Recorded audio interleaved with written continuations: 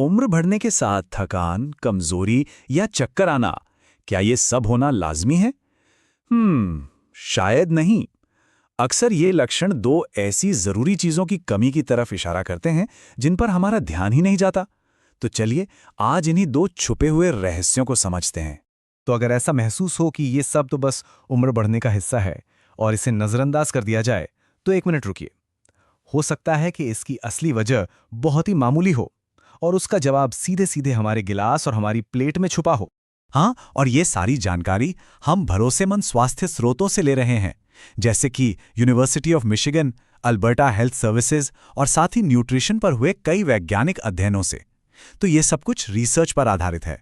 तो चलिए इन रोजमर्रा की मुश्किलों की जरा तह तक जाते हैं। इन्हें बस बढ़ते उम्र के लक्षण मानकर छोड़ने के बजाय क्यों ना इन्हें एक पहेली की तरह देखा जाए, एक ऐसी पहेली जिसे हम सुलझा सकते हैं। जैसे कि थकान या एनर्जी की कमी महसूस होना, मसल्स में कमजोरी लगना, चक्कर आना, सिर दर्द, ये सारे लक्षण डिहाइड्रेशन और प्रोटीन की कमी दोनों के हो सकते हैं। पर होता क्या है, अक्सर इन्हें सिर्फ बुढ़ापे का एक लक्षण मान लिया जाता है, जबकि सच तो यह है कि ऐसा बिल्कुल नहीं है। तो सबसे पहले बात करते हैं पानी की, यानी हाइड्रेशन की। हम सबको यही लगता है ना, कि जब प्यास लगे तब पानी पी लो, सिंपल।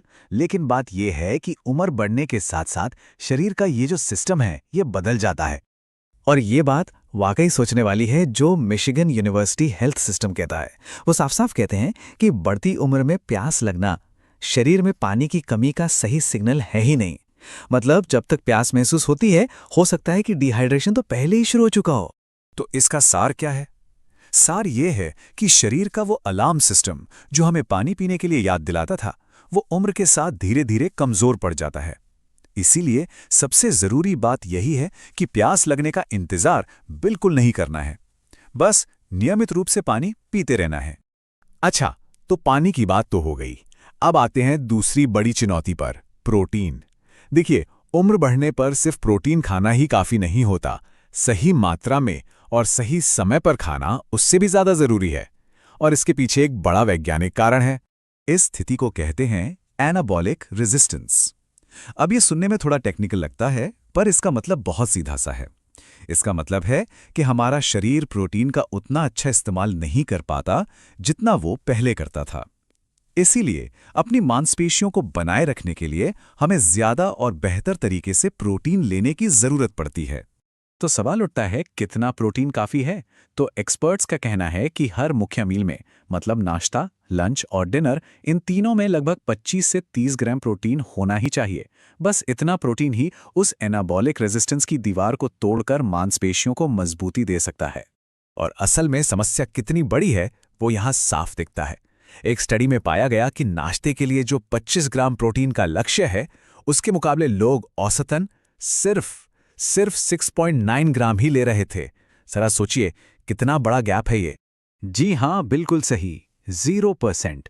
उस स्टडी में एक भी सिंगल इंसान ऐसा नहीं था जो नाश्ते में अपना प्रोटीन का लक्ष्य पूरा कर पाया हो। इसका मतलब दिन की शुरुआत ही प्रोटीन की भारी कमी के साथ हो रही है। हाँ, अगर पूरे दिन को देखें तो तस्वीर थोड़ी बेहतर होती है, पर बहुत ज्यादा नहीं। लंच में करीब 59% लोग अपना टारगेट पूरा कर लेते हैं और डिनर तक आते आते ये सिर्फ 32% रह जाता है। लेकिन नाश्ते का वो 0%, वो साफ साफ दिखाता है कि सबसे बड़ी चूक सुबह ही हो रही है। तो ठीक है, हमने समस्या तो समझ ली। अब बात करते हैं समाधान की। और अच्छी खबर यह है कि इन आदतों को बदलना बिल्कुल भी मुश्किल नहीं है। यहाँ कुछ बहुत ही सरल और काम के उपाय हैं। हाइड्रेशन के लिए ये 4 छोटी छोटी आदतें बहुत काम आ सकती हैं। पहला, घर से बाहर निकलें तो पानी की बोतल हमेशा साथ रखें।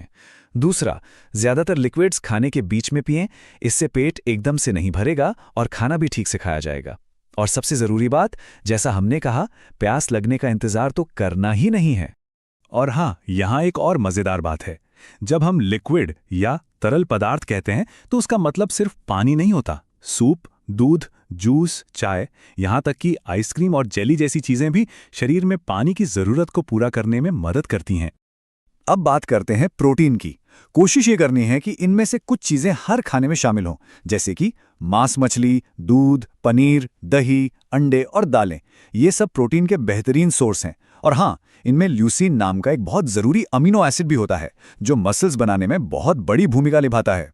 तो इन सब बातों का निचोड़ क्या है? निचोड़ ये है कि हमें कोई बहुत बड़े बदलाव नहीं करने हैं।